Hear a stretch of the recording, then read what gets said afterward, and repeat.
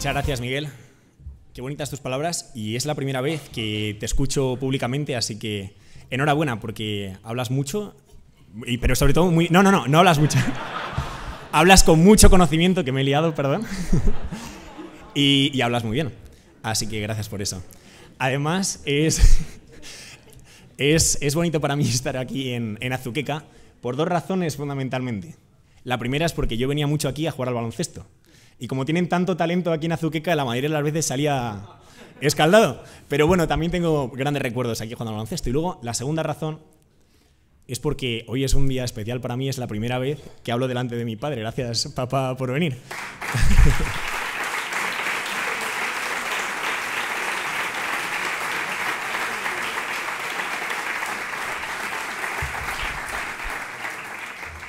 Se llama Óscar, como Miguel Óscar, como el alcalde de aquí de Azuqueca.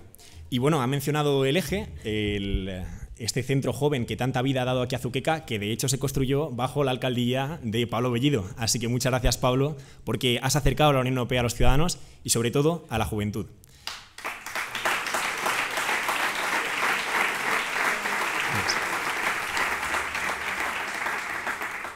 Y los que habéis tenido la suerte o la desgracia de verme dar varios mítines durante esta campaña, habréis visto que me encantan las citas. Y me encantan las citas por una cita, o como podemos ilustrar con una cita de Newton, que es que subiéndonos a los hombros de gigantes podemos ver más lejos. Él decía que así descubrió la gravedad, ¿no? Subiéndose a esas bases que ya habían asentado estos otros científicos que la habían precedido.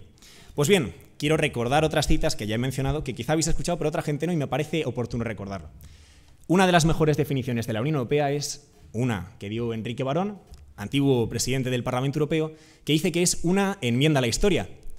Una enmienda a una historia de división, de guerras, de conflictos, de hacernos la destrucción en vez de la prosperidad, como venimos haciendo durante estas últimas décadas con este proyecto de paz y de democracia que es la Unión Europea. También tiene otra cita preciosa y oportuna.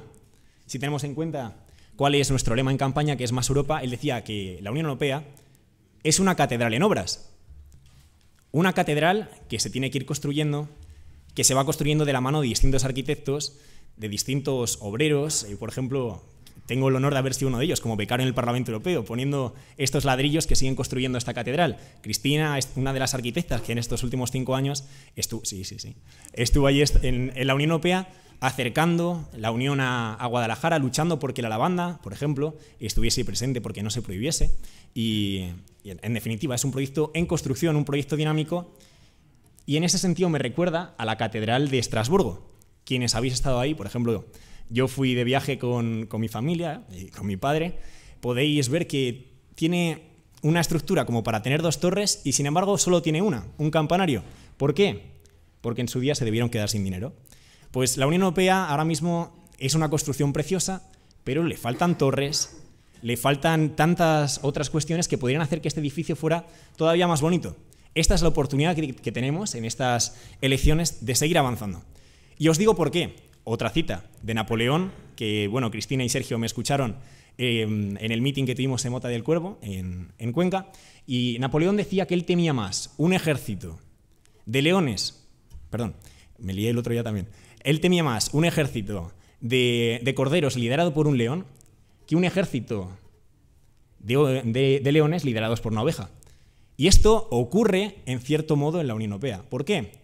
Porque somos grandes potencias que nos hemos unido, o grandes potencias, tenemos un potencial muy grande en base a las economías que agrupa la Unión. Tenemos a Francia, tenemos a España, tenemos a Alemania, Portugal, hasta 27 países.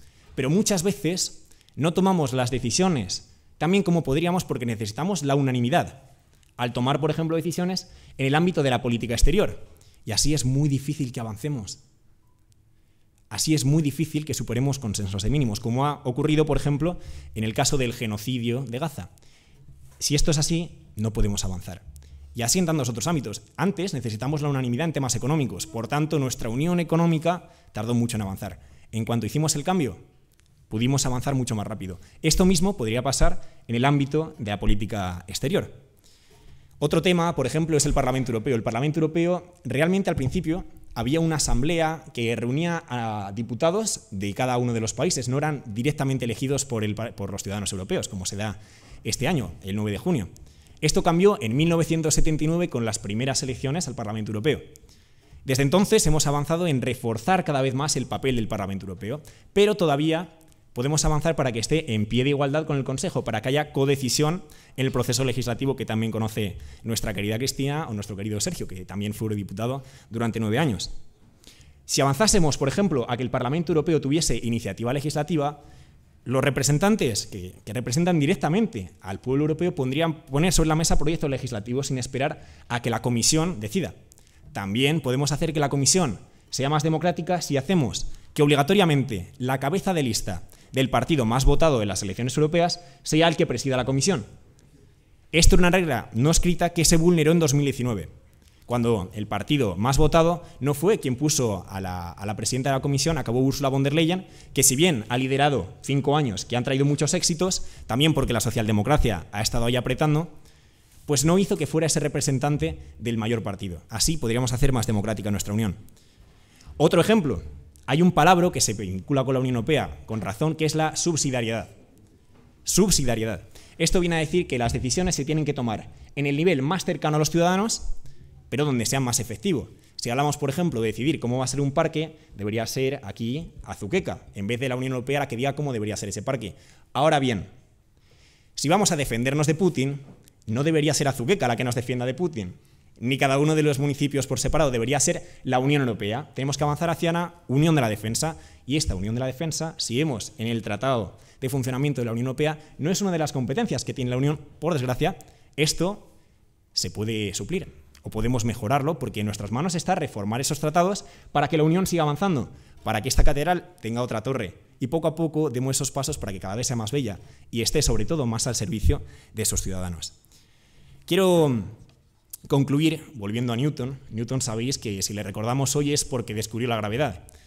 Yo hoy no creo que tenga que venir aquí a descubriros la extrema gravedad que tienen algunas de las afirmaciones que hacen algunos partidos políticos, por ejemplo, en relación con la migración.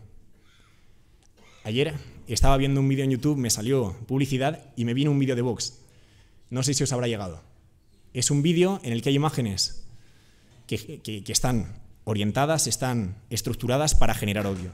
Es un vídeo en el que plantean la migración como migración ilegal que viene aquí a destrozar nuestro país, a romper nuestra convivencia, sin recordar que realmente cientos de miles de personas llegan aquí de forma ordenada. ¿La migración es necesaria? ¿Tiene que ser ordenada? Sí.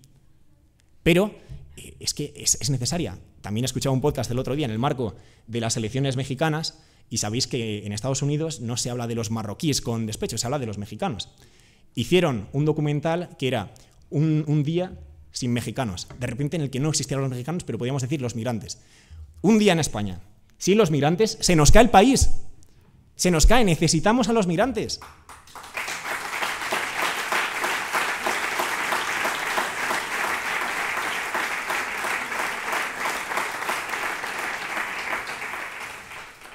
Así que, en definitiva, en este gremio democrático que es la Unión Europea, en el que podemos elegir a nuestros arquitectos, a nuestros albañiles, elijamos más Europa. Este 9 de junio votemos por el Partido Socialista, que es el partido que mejor nos puede asegurar el seguir mejorando, embelleciendo esta catedral. Votemos a Cristina Maestre, votemos a Teresa Rivera, y si me votáis a mí también os lo agradezco. Así que muchas gracias y a por ello.